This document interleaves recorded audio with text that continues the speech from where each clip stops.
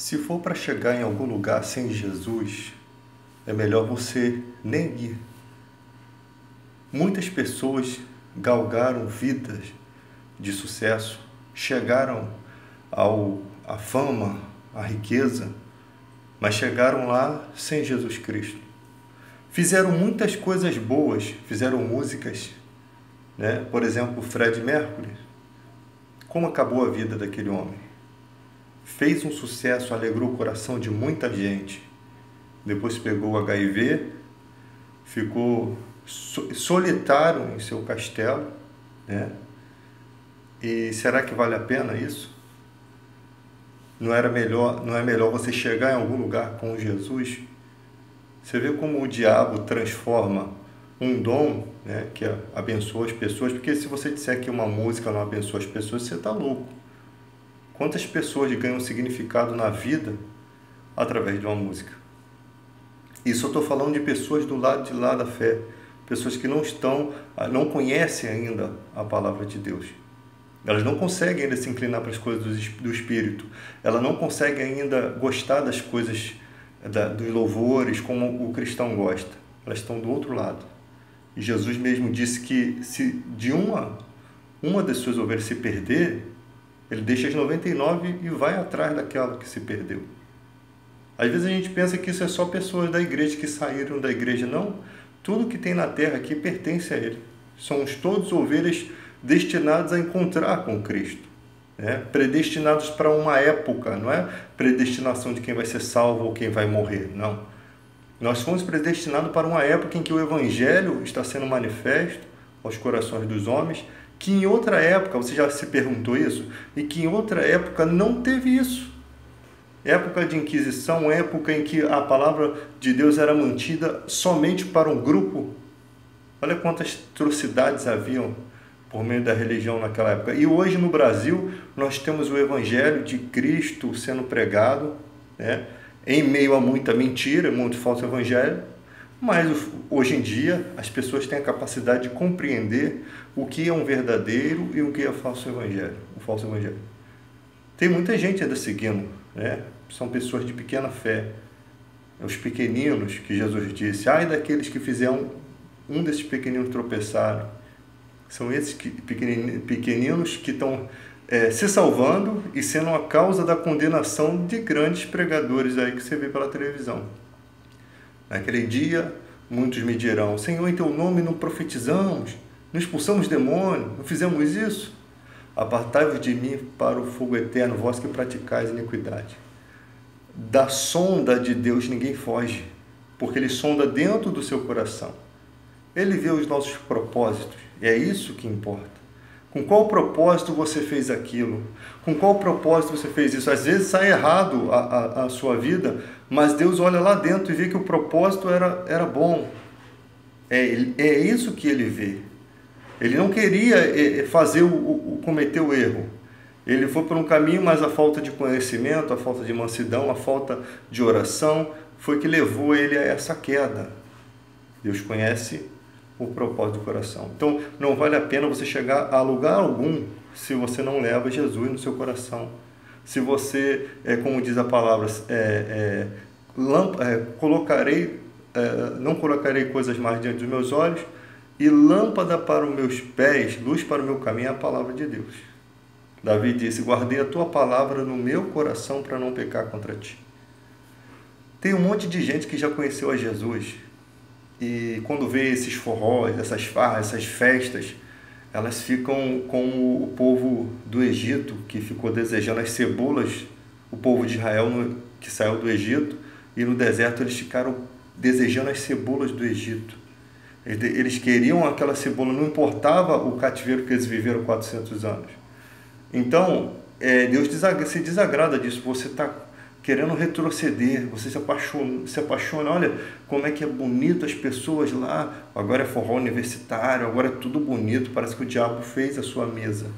E você está querendo lá, porque lá tem sexo, lá tem prazer, lá tem bebida, lá tem todas as coisas que a sua carne ainda tenta te conquistar, né? O coração do homem é muito desesperadamente corrupto. Mas qual é mais importante?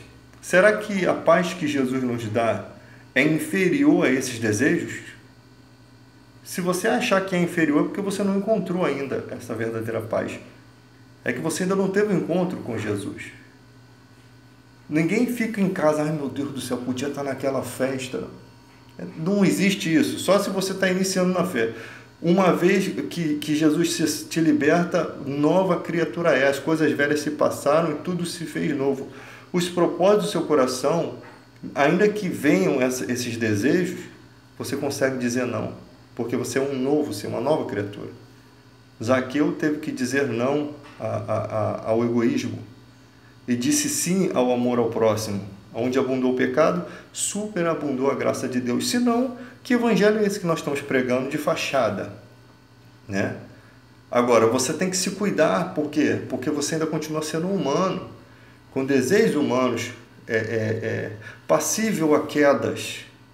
E isso acontece exatamente quando a gente começa a deixar a igreja, de ir para a igreja, quando a gente começa a deixar de ler a Bíblia, quando a gente começa a deixar de orar sinceramente, não aquela oração água com açúcar, feijão com arroz, né? Aquela oração que é igualzinho as pessoas fazem quando vê a igreja, faz o sinal da cruz e seguem em paz com a sua vida de pecado. Mas só para ter uma religião, é a mesma coisa que o cristão faz. Passa o dia todo em pecado, aí chega de noite, ele com medo de ir para o inferno, com medo de morrer dormindo, de repente cai um avião aqui dentro de casa. É isso mesmo. O que você sente, eu também sinto. É o medo de morrer, é o pavor, é a expectação de fogo ardente que diz a Bíblia. Com medo, porque a Bíblia diz que na lei de Moisés, pela boca de 2 ou 3 testemunhas, a pessoa era varrida desse planeta sem misericórdia. De quanto maior o castigo daquele que calcou os pés do Filho de Deus. Então tem que ter esse pensamento, que para a gente a punição vai ser maior. Se na lei a pessoa morria, você imagina na graça, onde Deus enviou seu Filho ao mundo, amou o mundo de tal maneira que deu seu Filho unigênito, para que todo aquele que nele crê não pereça, mas tenha vida eterna. Você pode não entender o que significa esse amor. Você pode, mas a palavra tem que ser pregada, porque ela tem o poder de dar crescimento ao seu coração. Então, não importa nessa vida, aonde você estiver, você tem que estar com Cristo. Senão você já levou prejuízo. Ah, mas eu estou fazendo isso, estou bombando no YouTube, tenho mais de não sei quantos seguidores. Diante de Deus, isso aí é lixo. Até você sabe que isso é lixo, que não tem, cara, não serve para nada. Pessoas alcançaram mais poder do que você na vida e chegaram ali sem Jesus. Tem um monte de youtuber aí que vai para o inferno. E tem um monte de... tem gente em emissora de televisão evangélica, tipo na Rede Record, Pochá, por exemplo, fazendo comédia com o nome de Deus, com o nome de Jesus, tem um monte de crente rindo. É o nome do Filho, o nome de Jesus é o Filho único, que Deus, diz Isaías, agradou moê-lo por você, por mim. É desse que você está rindo, é desse que morreu numa cruz. Então a Bíblia ela assegura que nos últimos tempos os homens seriam assim, amantes de si mesmo, mais amigo dos prazeres do que amigo de Deus, irreconciliáveis. A palavra de Deus é para você, cristão. Você vai continuar rindo dessas bobeiras?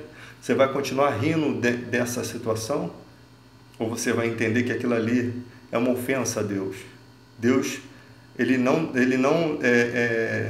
deixa passar sem castigo aquele que toma o seu nome em vão.